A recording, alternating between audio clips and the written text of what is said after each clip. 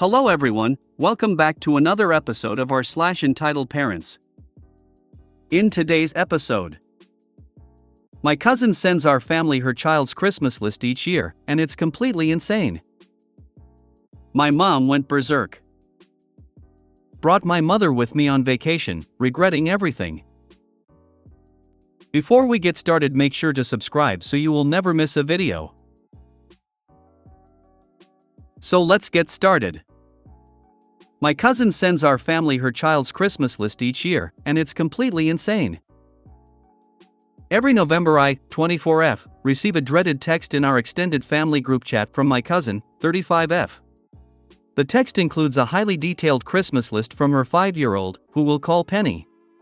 The items are always expensive, obscure, and very hard to find. Additionally, she expects us to reply with the item we have purchased, then sends back the updated list with that item checked off. Each year there's exactly the number of items for people in the chat, and once people hurry to claim the cheapest ones, you're left with $100 to $300 items to choose from. My cousin is an only child and her mom caters to this, as well as her dad, but the rest of us are getting pretty sick of it. Last year someone didn't follow the list and said they'd already bought something else in the group chat, and she responded that isn't what Penny wants this year, which made them feel guilty for not adhering to this insanity. Now some backstory. Penny has autism, is nonverbal, and the sweetest child ever. My cousin and her husband are good parents for the most part, but they are a little self-focused. For example, they are both collectors of things like manga and toys and lose their minds if Penny touches their things, and the home is full of their collections. They have an entire room dedicated to this, which they call the fun room, and their daughter isn't allowed in. Not so fun. Now here's the kicker. The items on the list are almost always part of a collection. Either vintage certain edition this or that, and tons of Beanie Babies. They have started a toy collection similar to their own for Penny, but it's a lot of things I've never seen her enjoy or show much interest in. One year the most excitement she showed was for the box, and she loves Disney movies and Paw Patrol, but never has she gotten gifts related to these things. Also, we suggested some gifts like a toy kitchen or something interactive and sensory, and they shut that down in favor of expensive Lego. Star Wars Lego? She's 5. I know, well, that's going straight to Daddy's fun room. This year I'm getting her an Ariel doll and matching dress. I'm stopping the madness. I would not be buying off the list. Maybe a group can buy one item. Good idea. Allow me to introduce you, and your family, to a useful word, no. Good call on the Ariel doll. She is 5, a doll is perfect. I wouldn't buy anything on that list either. Just, don't respond. Don't tell them what you're getting her. Get her something she will like, at a reasonable, affordable price. Don't tell them what you're getting her, and just wrap it up and put it with all the other presents for her to open in front of everyone. Then it'll really be hers and she can actually have something fun to play with. Bonus, get as many family members in on this as you can, starting with the one who tried to go off list last year. The key though is you've got to keep your mouth shut so they find out what she's getting at the same time she does. I'd love to call their bluff, not tell them what you guys get her, and then have them show up for the presents. But the stuff she likes, not on the list, directly in front of her, and we'll see what she actually wants. I think you guys, and Penny, are getting played, and these two are playing on everybody's sympathies to get what they want for them. Not their daughter. That's pretty messed up. I'd reply LOL, nope in the group chat and not engage any further on that topic. Then I'd buy her what I think she'd enjoy, for an appropriate price point. My mom went berserk. I was just sleeping at 12:01 a.m. She woke me up and said to cut the cake for the guests, and to put away the lasagna she made. She said that I had been sleeping all day. Which is not true. In fact, I timed her. She waited less than 15 minutes in between tasks until 6 p.m., and continually to hassle me later. Well, anyways, I got tired around 11 o'clock, and went to sleep. Just a few minutes later, there she goes, waking me up. She also has 2 men over. who I'll call John and Dave. They were both on my side. My dad is picking me up soon, separate houses. This is normal, but lots of friends and my dad tell me otherwise. I locked myself in my room after she hit me and spit in my eyeballs. She is on the phone with the police as I'm typing. If you are old enough, maybe it is time to see if a judge will give your father full custody and make it so you don't have to visit her. We've tried. I only see her every other weekend now. Opie, if you don't mind me asking, how old are you? The hitting you and spitting in you face are assault. Your age could determine if more charges are applicable. I wouldn't like to disclose my age, but thanks for the advice. I'm sorry for all you've been through. I hope things get better soon and your mom faces the consequences she deserves. No one should endure being hit and spat at by their own mother. Unfortunately, police usually side with parents even if they are abusive, otherwise I would have been taken away from my mother as a child. My mother would even call the police on me and have me stalked. We lived in Harris County. Glad to be out of that corrupt hellhole of a precinct. The police where I live are not much better now, but at least they'll leave me the hell alone. I don't commit any crimes and I know my rights. I did not know my rights as a child and I hope OP get the help needed to get away, because these people never change, they are toxic human trash.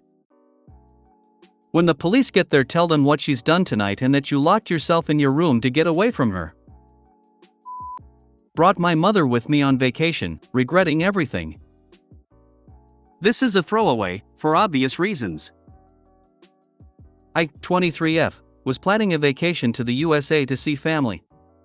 I'd done this trip by myself once before in June, and my mother had expressed disappointment she couldn't go. The 2 weeks I went for were bliss.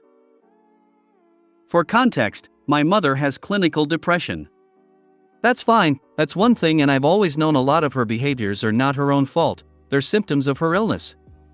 But she relies on me for everything. If something has gone wrong, which it always has in her eyes, I have to fix it. She runs to me like a child, to have me emotionally validate her. If I try to point out she's being unreasonable, she snaps at me. She threatens me, makes me do things for her, holds things over my head while perpetually guilt-tripping me if I dare do anything she doesn't like. She's incredibly lonely, I know that, but I've been her emotional crutch and support system since I was a young teen, and I can't do this anymore. She really wanted to go on this trip and essentially brought up every day if we were gonna book her ticket. I decided that, fine, let's do it, and family would probably occupy her enough to give me the space and time I need from her. I live with her due to a tight financial situation, saving up for med school, etc. I paid for her $800 ticket, money I won't see back. I work in a nursing home, night shifts, and I'm burning the candle from both ends. I am tired. She has complained since the moment we got here.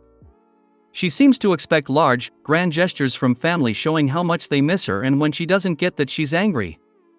She makes digs in front of the entire family, skewing me to be lazy as if the last few years haven't been hell after I got CFS. I've already said to a cousin, I might just leave early.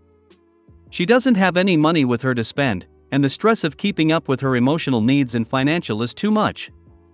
I came for a break, not more caregiving. My family doesn't know, as she's an expert manipulator. I just can't wait to move out. I'm done. Poor thing, I'm sorry you are going through this. Can you really not find a roommate or different living situation? It will never get better if you live with her. In the meantime, when she gets like this, just stand up and tell her, if you cannot talk to me in a civil manner, I am removing myself, and then walk away. You need to develop this skill because she will always manipulate you and people around her. You also need to trust that other people recognize her bad ways. It doesn't make sense. If you were so terrible, then she wouldn't have come on vacation with you.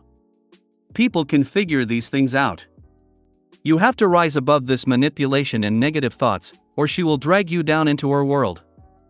I know it's hard, but put a mental wall up and absolutely ignore what she says. Don't react, don't argue. Just feel pity for her.